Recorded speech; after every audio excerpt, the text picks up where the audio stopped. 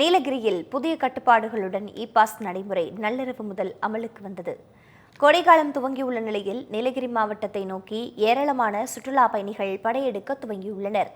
இந்நிலையில் சுற்றுச்சூழலை பாதுகாக்கவும் போக்குவரத்து நெரிசலை தவிர்க்கவும் புதிய கட்டுப்பாடுகளோடு இ-பாஸ் நடைமுறை நள்ளிரவு முதல் அமலுக்கு வந்தது. அதன்படி வார நாட்களில் 6000 வாகனங்களுக்கும் வார இறுதி நாட்களில் 8000 வாகனங்களுக்கும் மட்டுமே அனுமதி வழங்கப்படும். மற்றபடி உள்ளூர் பதிவெண் கொண்ட வாகனங்கள், அரசு பேருந்துகள், மருத்துவம் மற்றும் அவசர தேவைகளுக்காக செல்வோருக்கு தளர்வுகள் அறிவிக்கப்பட்டுள்ளன. மாவட்ட எல்லைகளில் 15 சோதனை சாவடிகள் அமைக்கப்பட்டு 6 பேர் அடங்கிய குழுக்களாக மொத்தம் 90 பேர் இ-பாஸ் சோதனையில் ஈடுபடுத்தப்பட்டுள்ளனர். அனைத்து சோதனை சாவடிகளிலும் ஏராளமான வாகனங்கள் அணிவகுத்து நிற்பதால் பொதுமக்கள் கடும் சிரமத்திற்கு ஆளாகி வருகின்றனர்.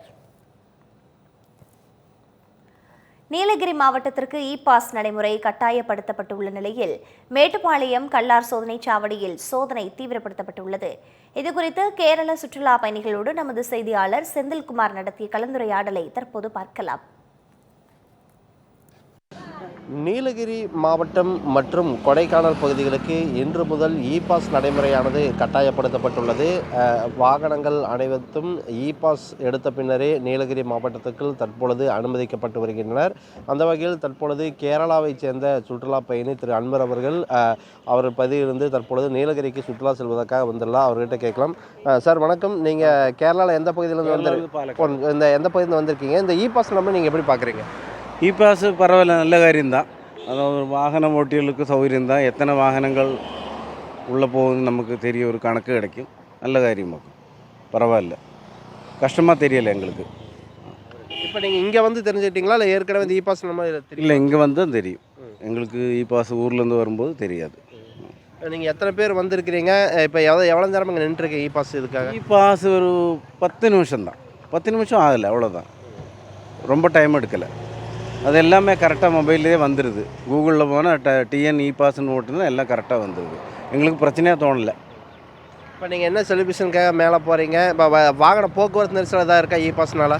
இல்லை, நெரிசல் இல்லை இங்கே, இது வரைக்கும் இங்கே இல்லை. இன்னும் மேலே இருக்குமான்னு எங்களுக்கு தெரியாது, இது வரைக்கும் இல்லை. இந்த சிஸ்டமை வந்து நீங்கள் எப்படி பார்க்குறீங்க? வரவேற்கிறீங்களா இல்லை இதை வந்து வரவேற்கிறோம். இதுதான் கரெக்டான சிஸ்டம் தானே, வரவேற்கிறோம். இந்த மாதிரி இருந்தால் தான் ஒரு செக்யூரிட்டி, ஒரு சேஃப்டி. யாரெல்லாம் உள்ளே போகுது, யாரெல்லாம் வெளியே போகுது, யாரெல்லாம் மிஸ் ஆகுது, ஆக்சிடென்ட் ஆகினா என்ன ஆகுதுன்னு தெரியுமில்ல.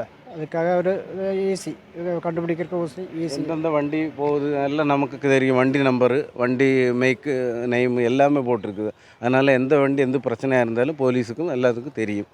நல்ல காரியம்தான். இப்போ கொண்டு வரப்பட்டுள்ள இ-பாஸ் நடைமுறை என்பது மிகவும் அவசியமான ஒன்று தான். தற்பொழுதைய சூழ்நிலை காலகட்டத்தில் இது தேவையான ஒன்று தான் என சுற்றுலா பயணிகள் தங்களை கருத்துக்களை முன்வைக்கப்பட்டிருக்கின்றன. அதே சமயத்தில் நீலகிரி மாவட்டத்துக்கு செல்லக்கூடிய சொந்த மாவட்ட மக்கள் மற்றும் கனரக வாகனங்கள், முக்கிய வண்டிகள் போன்றவற்றுக்கெல்லாம் விலக்கானது இதிலிருந்து அளிக்கப்பட்டுள்ளது. தொடர்ச்சியாக வாரத்தில் அனைத்து நாட்களும், அதாவது விடுமுறை நாட்கள் தவிர பிற நாட்கள் எல்லாமே 6000 வாகனங்கள் ஒரு நாளைக்கு அனுமதிக்கப்படுகிறது. அதை தவிர்த்து விடுமுறை தினங்களில் 8000 வாகனங்கள் உதகைக்கு செல்வதற்காக அனுமதி வழங்கப்படும் என தெரிவிக்கப்பட்டுள்ளது. தற்பொழுது கல்லார் பகுதியில் இ-பாஸ் கவுண்டர் முழுவதும் காவல்துறையினர் மற்றும் நீலகிரி மாவட்ட அதிகாரிகள் நியமிக்கப்பட்டு ஒவ்வொரு வாகனமும் தற்பொழுது சோதனை நடத்தப்பட்டு அந்த சோதனைக்கு பின்னரே வாகனங்களானது அனுமதிக்கப்பட்டு வருகிறது. தமிழ் ஜனம் செய்திகளுக்காக மேட்டுப்பாளையத்திலிருந்து செய்தியாளர் செந்தில்குமார்.